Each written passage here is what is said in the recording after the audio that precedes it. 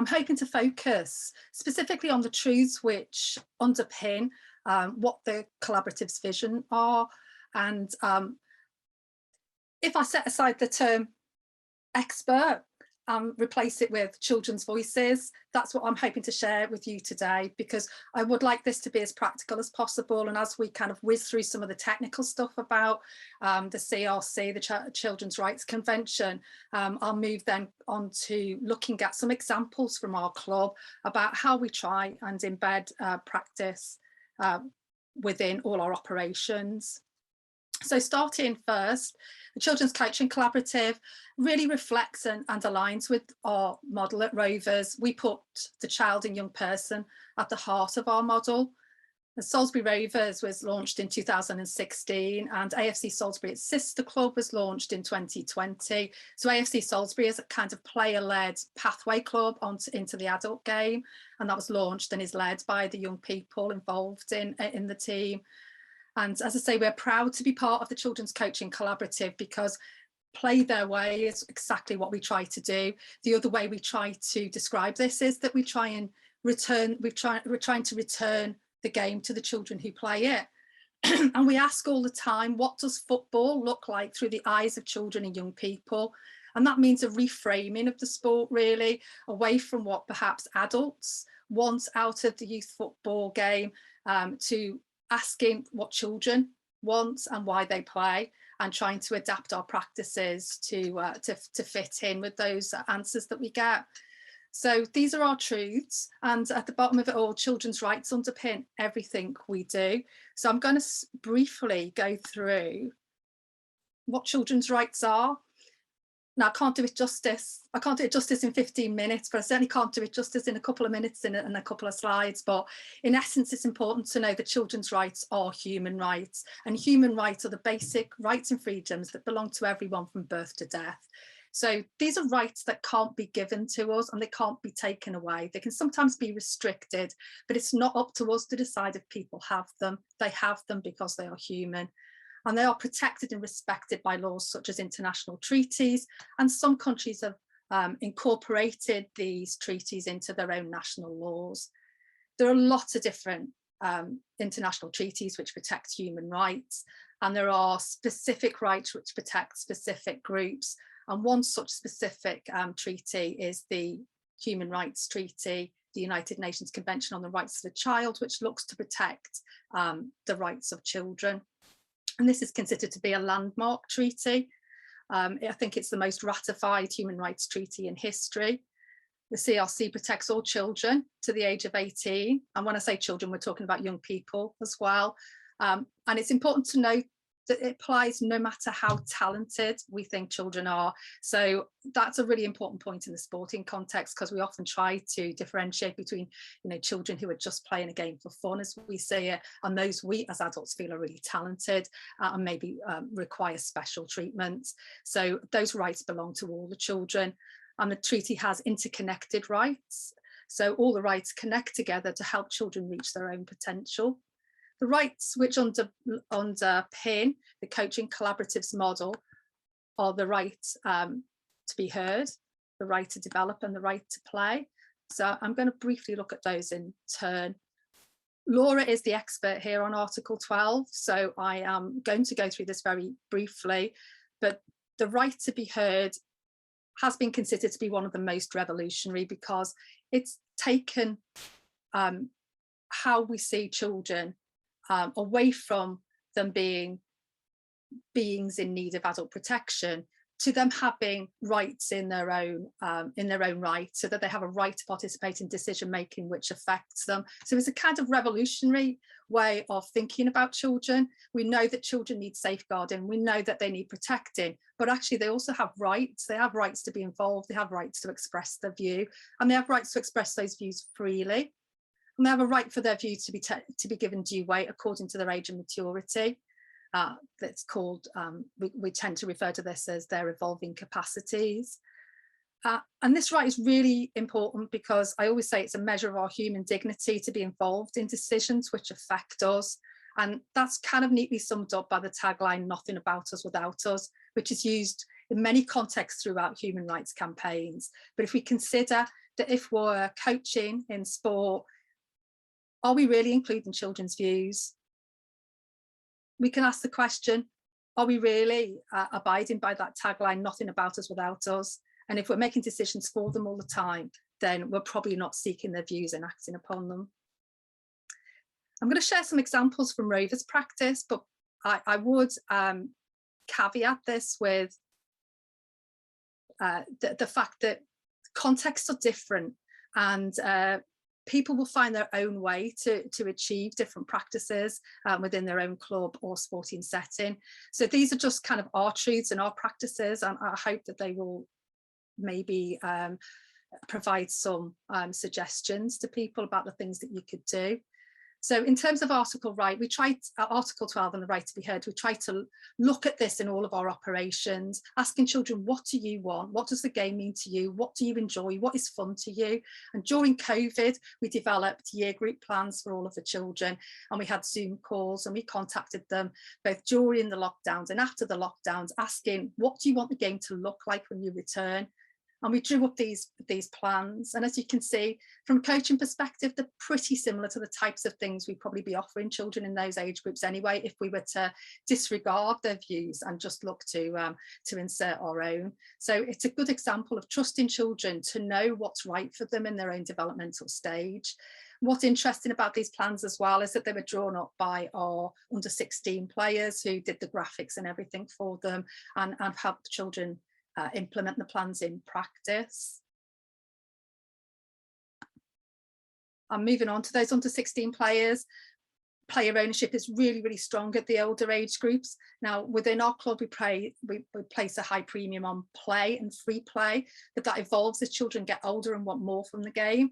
And even though these young people are involved in league matches and more technical practices, they've got really high standards of player ownership. So all of these graphics have not only been prepared by the young people themselves, they have actually been compiled. The content reflects what they want.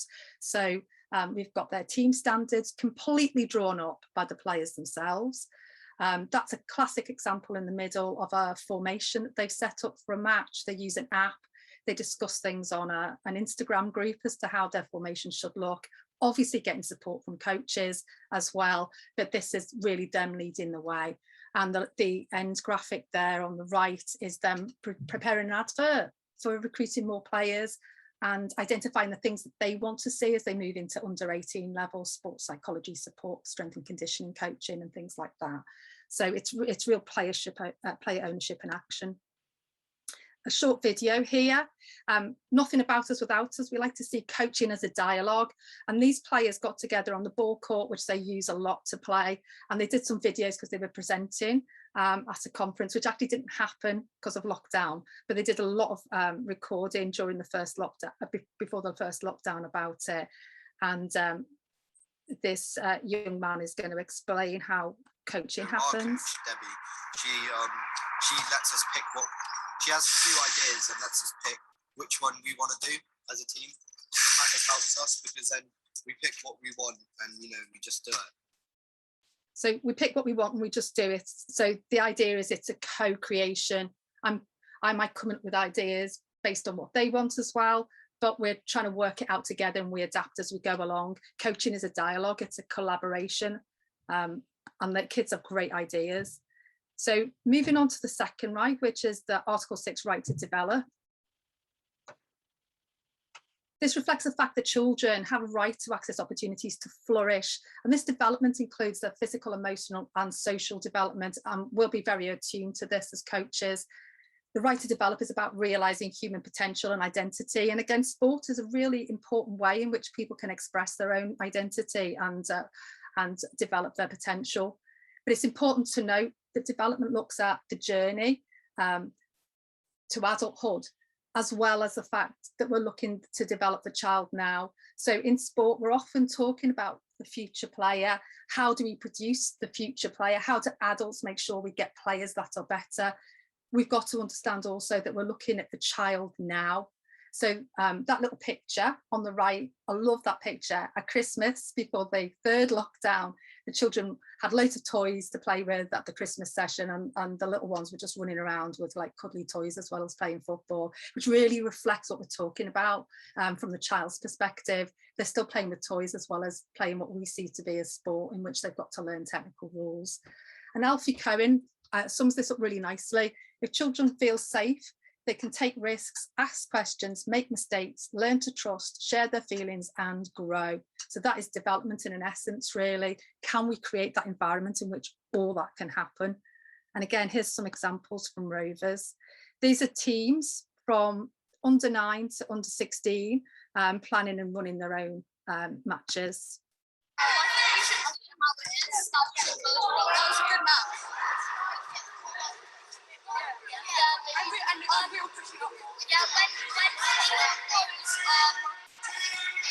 When taking those kickings, I think we should, because we keep kicking it from like over there straight up.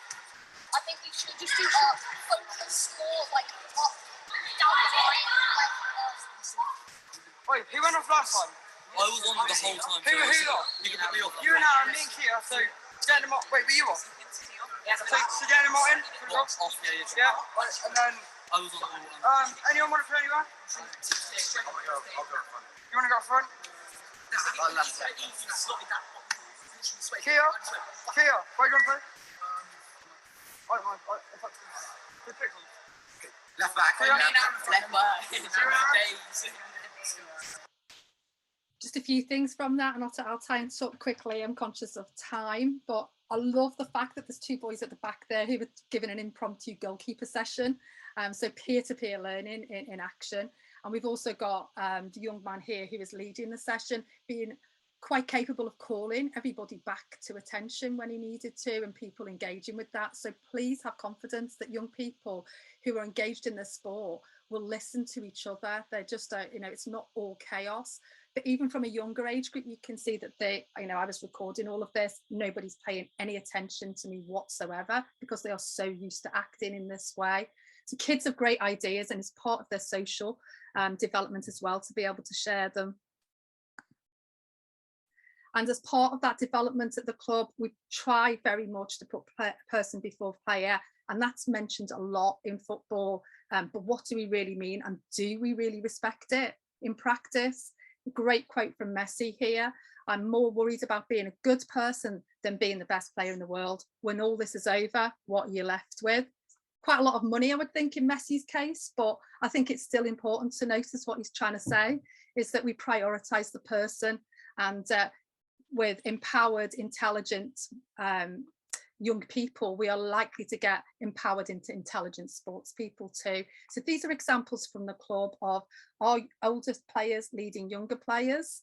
So they've developed some games for them there on the right. You can see them in action coaching there at the top. The slide at the bottom, they're all going to a football match together across the age groups, and we try to develop as much mixed play as possible and mixed engagements. And then on the left here, two of our players very recently got awarded Heroes of the Year by the local newspaper for not only their work within the club, but with the broader community and the projects that we do as well. So we put a high premium on that, that children have got a right to access development opportunities. And it's not just all about how good a pair of feet you are, it's about who you are as a person. And finally, the Article 6 on the right to play. This is something we are hugely passionate about at the club. We are probably known, if known for anything, for our free play activities. Play is absolutely fundamental to the childhood experience. But I have to say straight away that it belongs to children. We shouldn't see it as a coaching tool. Quite often we see things, there may be coaching workshops or programs that are run as how to use play in your sessions. If we're using play as adults, then it doesn't belong to the children. So play is when we step back and we let them lead. It's non-compulsory, it's directed by children themselves, and it's undertaken for its own sake and not as a means to an end. So it's not a tool that we use to be able to achieve an objective.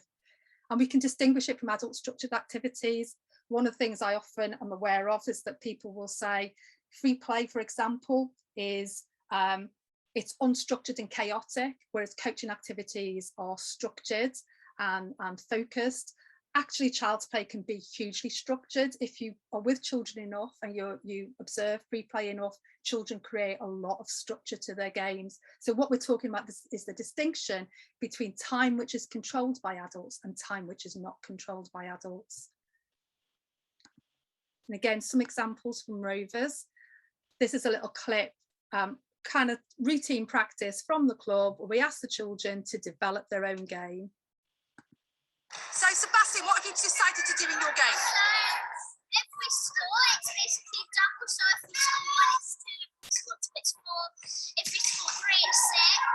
If we score four, it's eight. If we score five, it's 10.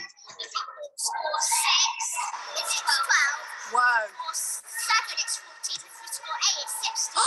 If we score nine, it's 18. So not just football, but maths too. Whoa, Lee, you've got your work cut out.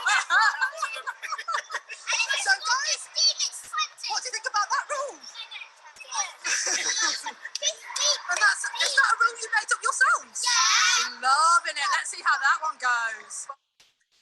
So high levels of engagement, high levels of fun, complete ownership of the game. They've done it themselves, and look how proud they are of doing that as well. So, you know, trust children, they can make up great games. So one of the things we do as well in play is to offer community projects. So for us, play is for all and play should be free. We make sure that we are offering community projects in areas where children might not get a chance to play. And those projects are accessible to all for free. They're in the heart of their local communities as well. Example again of the ball court down a small estate in Salisbury, which is under the shadow of the grand cathedral and grammar school, but it's a very different world. And we make sure also that all the projects that we offer, children's voices are sought, and we ask them what they want. We believe this is critical for empowering people, and that play empowers self-motivated players. Kids who play for themselves continue to play for themselves. So rights in coaching, I love this quote as well. The gardener cannot actually grow tomatoes, squash or beans. She can only foster an environment in which the plants do so. So we're about environment creation. Can we create the right environment in which children can learn to develop and express themselves? As coaches, we may be well attuned to this. We may be doing many of these things already. We often ask already what is meaningful to the person that we're coaching. We respect the person. We know that children are all different and that the development is non-linear. Can we move on from that to create a really effective rights respecting culture in which we can embed those rights within our organisations? In a nutshell, as Sean said, can we play their way? And finally, please trust children. Even if they're playing and their voices are being heard and you think you're losing control, they will develop. These boys in yellow are my under 16s playing a very excellent futsal club locally, which has an adult male team, and they play to a high standard. And my boys haven't had really a chance to practice or train because there aren't enough of them. But here they are in a match. The disparity between them should be massive, but I think you'll judge for yourself.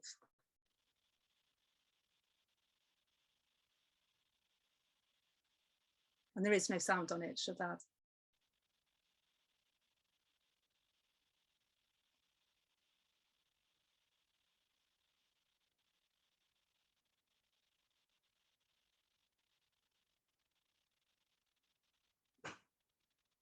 So empowered thinking individuals lead to empowered thinking players.